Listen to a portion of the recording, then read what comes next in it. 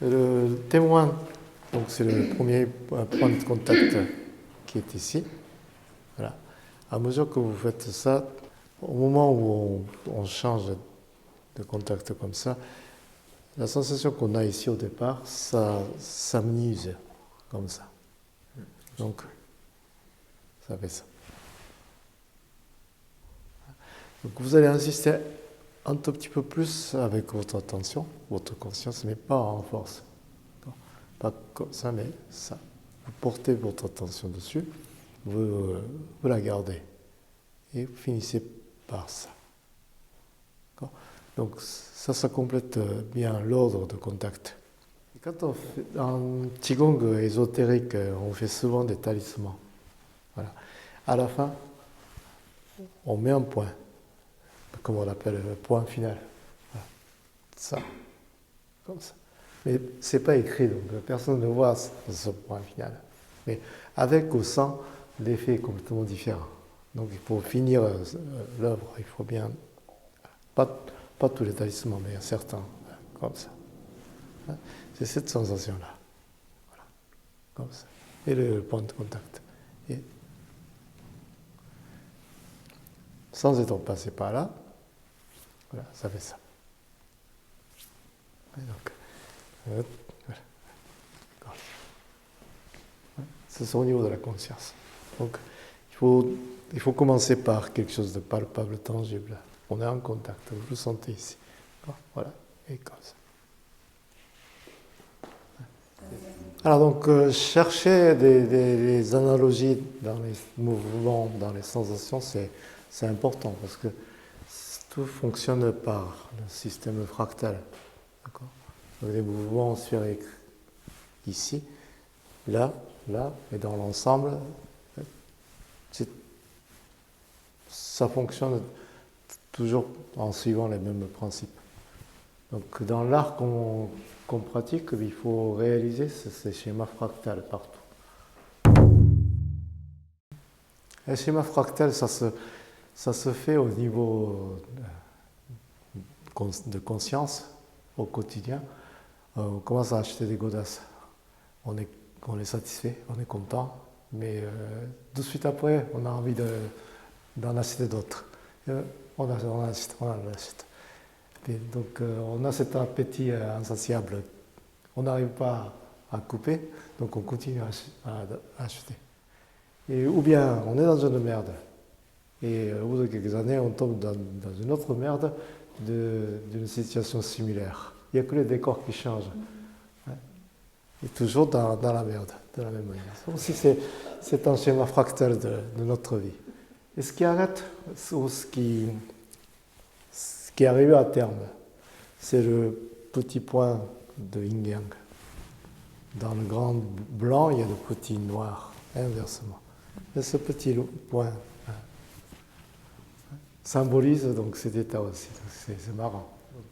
La répétitivité qu'on cherche en art martial, ben justement c'est ce schéma fractal. Quelle que soit la situation, on tombe toujours dans le même résultat, au même résultat. Donc si on doit s'adapter à chaque situation différente, donc ces situations foisonnent de façon illimitée, donc on ne peut pas s'adapter comme ça. En augmentant le nombre d'expériences, ben on arrive à s'adapter à des situations difficiles et différentes. C'est possible, mais comme les situations sont illimitées, donc on n'arrive pas à le faire. Donc cette répétitivité qu'il faut réaliser en étudiant donc, ces schémas fractals. Donc changer des choses, c'est au niveau de la conscience, c'est ce qu'on fait au quotidien. On fait cuire quelque chose sur le feu, et en même temps le téléphone sonne, donc on ne fait pas l'un sans l'autre, au détriment de l'autre. Ouais, comme ça, et puis on ouvre le tiroir. C'est ce qu'on fait dans la main. Donc, voilà. Donc, je fais cuire quelque chose, je réponds au téléphone et j'ouvre le tiroir. Donc avec la conscience, il faut faire. Donc si je fais comme ça, bon, j'oublie le feu, j'oublie le téléphone, ouais, c'est ça. Donc, portez votre conscience amplement sur le témoin de contact, et vous vous déplacez sans perdre cette sensation, et au final, il faut obtenir la même sensation que ça. Voilà. Sachant que deux polarités identiques ont pour vocation de repousser, donc pour augmenter l'adhésion, porter la conscience davantage sur cette face, ça fait yin-yang complet. Ça augmente l'adhésion. Voilà. Et tous ces manip, il faut le faire. Imaginez que vous êtes un producteur d'un film. Vous avez des rôles attribués. Un super riche, moyen, pauvre et super pauvre. Il y a des acteurs bons et mauvais, mais débutants. Il y a un débutant qui n'a jamais joué, qui se lance tout juste.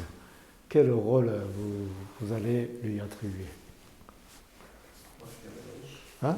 Très riche. Hyper riche? Ouais. Moi, j'attribuerais le rôle à celui qui a le moins d'émotions à transmettre. Moins de difficultés. Voilà. Donc, comme il est débutant, donc on pense à lui, donc on lui donne un rôle facile. Hein? Voilà. C'est ce qui se passe dans la vie aussi. Quand on est dans la merde, c'est qu'on est éligible. C'est super riche, tranquille, sont des débutantes au niveau spirituel. Donc on lui donne un rôle facile. Et donc plus on est dans la merde, plus on se dit ouais, on est éligible. On a un rôle difficile, donc on est bien expérimenté. On en est capable. Et donc notre façon de voir les choses, ça change aussi. Bon, le rapport yin-yang, c'est yang, c'est yin.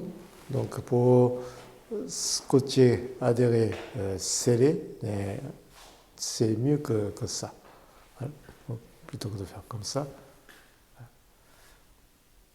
Et de là à là, tu ne bouges pas, je fais comme ça. La polarité identique des deux côtés se trouve. Donc ça a pour vocation de repousser. Et pour garder le même rapport yin-yang, faites comme ça. Voilà. On inverse en gardant le même rapport. Donc ce qui est ici, je la mets là. Donc le rapport entre les deux ne change pas en fait. Si je fais comme ça, c'est renversé pour renverser, donc ça donne aucun effet. Donc comme ça. Ouais, ça crée le même effet que ça. Et voilà. Ça et ça. La dernière fois, vous l'avez fait mentalement. Voilà, comme ça et voilà. Donc renverser le rapport yin-yang tout en préservant la nature. Donc, la main de Tai Chi Chuan, ça. En style yang, c'est comme ça, dans style Cheng, c'est comme ça. C'est cette partie-là, c'est l'inversion de polarité. Ça. Et ça. Donc, quand on fait quelque chose de différent, on porte son attention davantage. On fait attention. Parce qu'on n'y arrive pas facilement, aussi facilement que la façon ordinaire. Donc forcément, on fait attention. Cette attention, cette volonté qui change tout. C'est pour ça que je vous propose des choses toujours difficiles à faire.